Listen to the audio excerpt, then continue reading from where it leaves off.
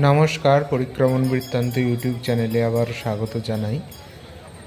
আজকে রথযাত্রার আরেকটি ভিডিও আপনারা দেখবেন।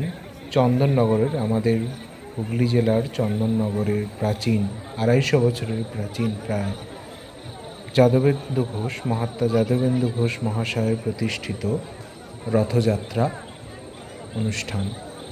এখানে কথিত আছে যাদবেন্দু ঘোষ মহাশয় একবার শ্রীক্ষেত্র পুরীতে শ্রী জগন্নাথ দর্শনে যাত্রা করেছিলেন, কিন্তু পথিমধ্যে অসুস্থ হয়ে পড়ায় তার সঙ্গী সাথীরা তাকে ফেলেই পুরী চলে যান।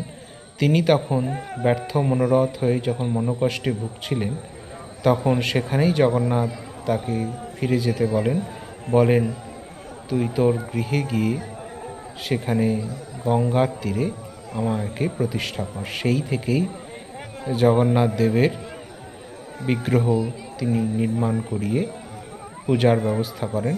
অনেকে বলেন যে সেই সময় গঙ্গা থেকে কাঠ পাওয়া গিয়েছিল, সেই মূর্তি দিয়ে, সেই কাঠ দিয়েই এই জগন্নাথ দেবত্রয়ের বিগ্রহ নির্মাণ হয়েছিল। যাই হোক, সেই থেকেই রথযাত্রা সূচনা হয়।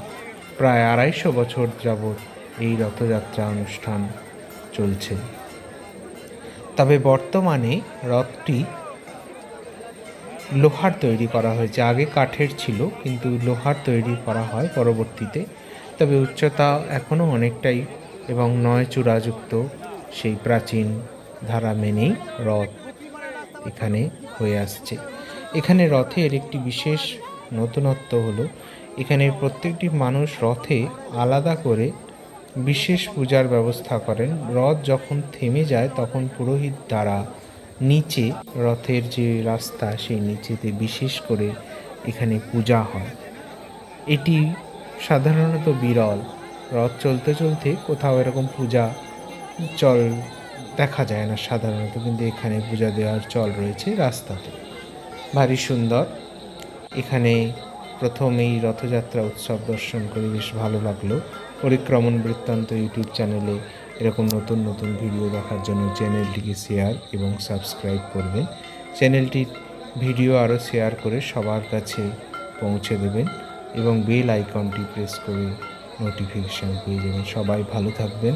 রথযাত্রা সবার ভালো কাটুক। জয় জগন্নাথ।